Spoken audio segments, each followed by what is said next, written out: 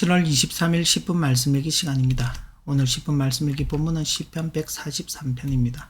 주요 내용을 보시면 1절부터 12절까지 전체가 원수의 핍박 속에서 하나님께 올리는 간구에 대한 말씀으로 기록되어 있습니다. 본문 1절부터 6절까지는 함께 봅니다. 여호와여, 내 기도를 들으시며 내 간구의 귀를 기울이시고 주의 진실과 의로 내게 응답하소서. 주의 종에게 심판을 행하지 마소서. 주의 눈앞에는 의로운 인생이 하나도 없나이다. 원수가 내 영혼을 핍박하며 내 생명을 땅에 엎어서 나로 죽은 지 오랜 자같이 나를 암흑 속에 두었나이다. 그러므로 내 심령이 속에서 상하며 내 마음이 내 속에서 참담하니이다. 내가 옛날을 기억하고 주의 모든 행하신 것을 읊조리며 주의 손이 행하는 일을 생각하고 주를 향하여 손을 펴고 내 영혼이 마른 땅같이 주를 사모하나이다. 아멘. 본 시편은 다윗의 참회 시로도 알려져 있는 시입니다.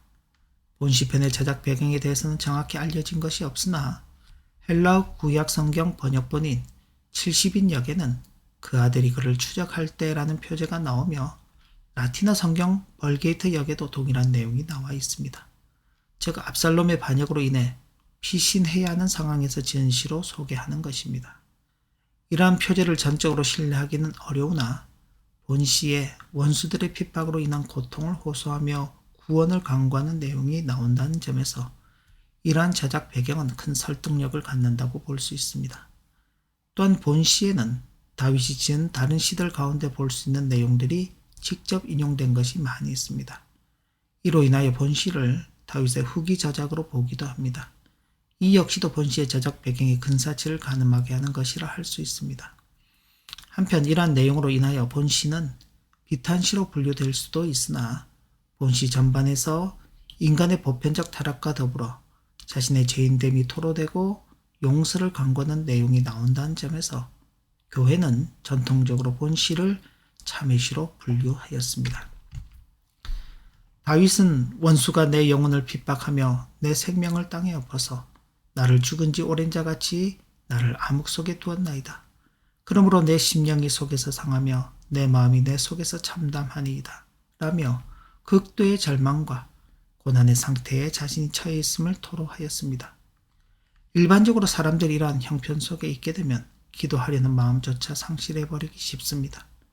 다윗 역시도 자신의 왕위를 영원히 견고하게 하리라는 언약을 받았음에도 다른 사람도 아닌 자신의 아들로 인한 반역 그리고 왕권의 실추는 하나님의 언약을 의심하기에 충분한 요인이 될 수도 있었던 것입니다. 그러나 다윗은 이 상황이 바로 자신의 범죄함에 따른 하나님의 심판으로 보았고 그래서 주의 종에게 심판을 행하지 마소서 주의 눈앞에는 의로운 인생이 하나도 없나이다 라며 회개하였던 것입니다. 그리고 비록 극도의 절망과 고난의 상태에 처하였음에도 그 시선을 진실하시고 의로우신 하나님을 바라보며 여호와여, 내 기도를 들으시며 내 간구의 귀를 기울이시고 주의 진실과 의로 내게 응답하소서라며 하나님께서 당신의 긍휼하심을 베풀어 주시기를 간구하였던 것입니다. 참담한 형편 속에서 다윗이 이런 남다른 태도를 보일 수 있었던 것은 그가 하나님께서 과거에 행하셨던 일들을 기억하고 묵상하고 생각하고 있었기 때문으로 이런 사실은 다윗이 내가 옛날을 기억하고 주의 모든 행하신 것을 읊조리며 주의 손이 행한 일을 생각하고 주를 향하여 손을 펴고 내 영혼이 마른 땅같이 주를 사모하나이다 라고 한 고백에서 잘 드러나고 있는 것입니다. 즉 다윗은 현실적으로 당면한 참담한 형편 속에서도 현실의 문제를 해결하는 것이 아닌 자신의 신앙을 회복하는 일에 최우선으로 하였던 것입니다. 그리고 여호와여 속히 내게 응답하소서 내 영이 피곤하니이다. 주의 얼굴을 내게서 숨기지 마소서 내가 무덤에 내려가는 자 같을까 두려워하나이다. 아침에 나로 하여금 주의 인자한 말씀을 듣게 하소서 내가 주를 의뢰함이니이다. 내가 다닐 길을 알게 하소서 내가 내 영혼을 주께 드림이니이다 라며 문제 해결을 위한 간구를 하였고 이어서 여호와여 나를 내 원수들에게서 건지소서 내가 주께 피하여 숨었나이다 라며 모든 것을 하나님께 맡겼던 것입니다. 뿐만 아니라 다윗은 한 걸음 더 나아가 주는 나의 하나님이시니 나를 가르쳐 주의 뜻을 행하게 하소서. 주의 영은 선하시니 나를 공평한 땅에 인도하소서. 여호와여 주의 이름을 위하여 나를 살리시고 주의 의로 내 영혼을 환난에서 끌어내소서. 주의 인자하심으로 나의 원수들을 끊으시고 내 영혼을 괴롭게 하는 자를 다 멸하소서. 나는 주의 종이니이다 라며 하나님과의 바른 관계의 회복이 먼저이며 원수들과의 문제는 전적으로 하나님께서 해결해 주실 것이라는 소망을 고백하였던 것입니다. 다윗이 이런 참담한 형편에 처하게 된 외형적인 문제는 원수로 인한 핍박이지만 본질적인 문제는 하나님과 자신과의 관계임을 알고 있었기 때문에 신앙적 우선순위 회복, 문제 해결을 위한 강구, 모든 것을 하나님께 맡기는 자세, 하나님과의 바른 관계 가운데서 갖는 소원과 같은 남다른 태도를 보일 수 있었던 것입니다. 하나님은 창조주이시며 또한 섭리주이시기 때문에 모든 인생들은 하나님 앞에서 살아가고 있습니다. 그러나 하나님의 역사하심을 보면 하나님께서는 인생들로 하여금 당신 앞에서 살아가게 하신다는 것을 확인하게 되는 것입니다. 그리고 그 가운데 믿음으로 하나님을 의지하는 자들로 하여금 하나님이 자신이 숨을 곳이 되시며 하나님만이 자신을 구원하여 주시는 분이심을 발견하게 하신다는 사실을 깨닫게 되는 것입니다.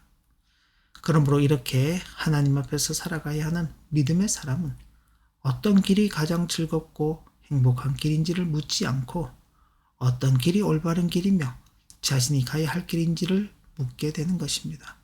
또한 그렇게 확인한 그 길에서 오로지 주의 뜻을 알고 행하는 것과 그것을 온전하게 하는 것을 소원하며 주의 영의 인도하심 따라 살아가기를 힘쓰는 것입니다. 이런 말씀을 대하면서 우리 역시도 눈앞에 당면한 문제를 피하려는 수준의 신앙이 아니라 문제의 본질적 원인을 바로 알고 바른 해결을 위한 신앙적 결단을 할 수 있어야 하겠습니다. 그리고 하나님을 아버지로 모시고 살아가는 우리 자신들임을 반드시 기억하고서 그 앞에서 살아가게 하신 것을 최고의 기쁨으로 여기고 감사하며 살아가야 하겠습니다. 기도 올립니다. 하나님 아버지, 오늘도 우리에게 귀한 말씀 주신 것 감사합니다. 당면한 현실의 문제들 앞에서 우리 자신을 돌아보게 하시고 회개할 일들에 대해서는 회개하고 또 하나님께 도움을 간구할 일들에 대해서는 도움을 간구하면서 하나님께서 주시는 참된 회복과 하나님과의 바른 관계를 맺어가는 그 일에 최우선하며 살아가는 성도의 복된 걸음 되도록 은혜 베풀어 주옵소서. 예수님의 이름으로 감사하며 기도 올리옵나이다. 아멘. 네, 오늘도 복된 하루가 되시길 진심으로 기원합니다.